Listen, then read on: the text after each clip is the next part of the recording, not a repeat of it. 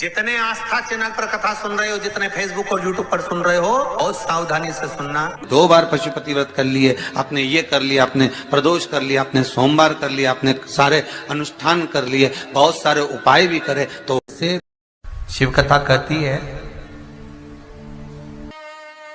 शिव महापुराण की कथा कहती है और गणेश चरित्र अपन श्रवण कर रहे हैं। और कल से चतुर्थी लग रही है, जिसके घर में संपदा की कमी पड़ती हो, बीमारियां ज्यादा फैल रही हो, बहुत कष्ट हो महाराज, बहुत ज्यादा दुखी हो महाराज। कथा में पहले भी वर्णन किया, आज फिर आपको। ये शिवलिंग है, समझ लेना बहुत अच्छे से, जो आपको करना है रिद्धि सिद्धि पाने के लिए, संपदा को बढ़ाने के लिए। कल से एक नियम लेना, शमी के वृक्ष की पत्ती, जैसे ये बेलपत्र होता है, शिव को और गणेश को बेलपत्र शमी पत्र समर्पित होता है। कई कई लोगों के घरों में गणेश जी की बहुत सारी फोटो हो जाती है, बहुत ध्यान दीजिएगा महाराज। कई कई लोग गिफ्ट में गणेश जी दे देते हैं। शास्त्र कहता है, जिसने अपने जीवन काल में, आपको पहले भी कथा में कहा था, एक आंवले का वृक्ष, एक गणेश जी की मूर्ति, और घर के हर जगह पर गणेश जी की मूर्ति नहीं लगाना चाहिए, घर का फोटो, गणेश जी का फोटो हर जगह पर नहीं लगाना।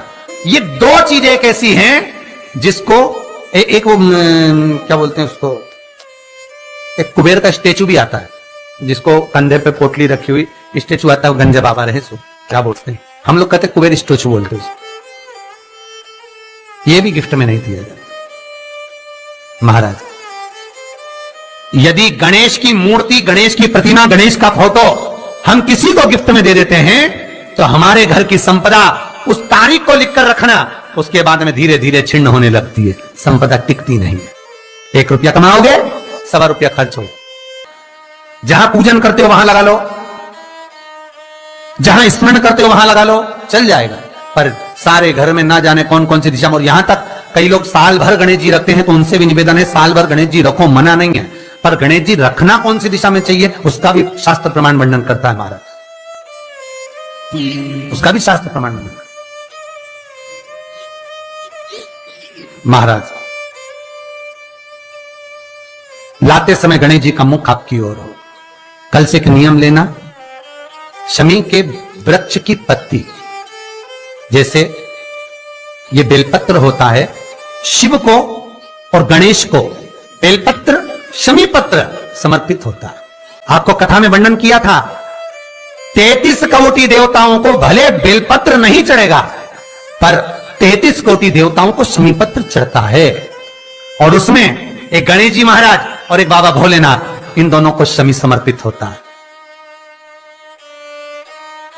शमी पत्र समर्पित होता है महाराज। कथा में पहले भी वर्णन किया, आज फिर आपको।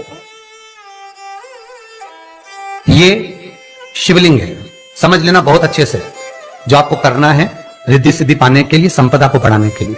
ये शिवलिंग है, ठीक है। ये गोल जलाधारी है, ये चरण से जल नीचे गिरता है। शंकर जी का पूरा परिवार शिवलिंग के आसपास में है। शंकर जी की 5 लड़कियां जो ऊपर से जल नीचे गिरा रही हैं, जया, विषहरा, शामरीबारी, द्रौतली और देव, ये शंकर जी की 5 लड़कियां, जिनका नाम लेकर सोने से रात्रि में नींद अच्छी आती है। एक एक बूंद जो ऊपर से गिरा रही हैं, ये शिव की 5 बेटी। जहां से जल नीचे गिरता है, शिवलिंग का जो जल नीचे जाता है, उसके राइट भाग में गणेश जी का स्थान, लेफ्ट भाग में कार्तिकेय का स्थान, बीच में शंकर जी की सबसे छोटी लड़की अशोक सुंदरी का स्थान। शिव महापुराण की कथा कहती है और गणेश चरित्र अपन श्रवण कर रहे हैं। और कल से चतुर्थी लग रही है, जिसके घर में संपदा की कमी पड़ती हो, बीमारियां ज्यादा फैल रही हो, बहुत कष्ट हो महाराज, बहुत ज्यादा दुखी हो महाराज, कोई काम नहीं बन रहा, बहुत तकलीफ में हो, तो शमी पत्र, शमी की पत्ती, जहां गणेश जी का स्थान है, वहां पर 5 शमी पत्र 5 समर्पित करें, और शंकर जी के ऊपर 3 शमी पत्र समर्पित करें। बहुत ध्यान देना, 5 शमी पत्र जहां गणेश जी का स्थान है शिवलिंग में, वहां समर्पित करें। 3 शमी पत्र शिवलिंग के ऊपर समर्पित करें। 1 शमी पत्र शंकर जी की चौखट पर लेफ्ट भाग में, जाते समय आपका उल्टा हाथ, जब मंदिर से निकलो तो उल्टे हाथ पर, लेफ्ट भाग में शंकर जी की चौखट पर समर्पित करें, एक शमी पत्र। और महाराज घी का दिया जहां लेफ्ट भाग में आपने शमी पत्र रखा है, मंदिर में ना दिया लगाकर बाहर की ओर जहां शमी पत्र रखा है उसके ठीक साइड में एक घी का दिया लगा दीजिए। केवल गणेश चतुर्थी से लेकर अनंत चतुर्दशी तक गणेश पुराण कहती है भगवान गणेश जी का मोर ध्वज का मयूर ध्वज गणेश का नाम लेकर जो ये दीप शमी पत्र चढ़ा देता है उसके घर से कभी रिद्धि सिद्धि नहीं जाती, देखो प्रतिष्ठा नहीं जाती। कर कर देखना, अगले साल तक आपका व्यापार कितना चलता है हमको बताना जरूर, करके देखो एक बार। गणेश पुराण का, शिव महापुराण का यह प्रसंग। श्री शिवाय नमस्तुभ्यम, सब बोलिए एक बार जमकर, श्री शिवाय नमस्तुभ्यम। प्रैक्टिकल जरूर करना, कहीं सियोर वाला महाराज झूठ तो नहीं बोल रहा। शास्त्रों की बातें हमारे जीवन में हमें सुख प्रदान करे, इसलिए इस भाव का आनंद करते हुए आज की कथा को विराम देते हैं। श्री शिवाय नमस्तुभ्यम। मेरे चैनल को सब्सक्राइब करें, बेल आइकन प्रेस करें, जिससे कि आपको लेटेस्ट वीडियो की नोटिफिकेशन मिल जाएगी।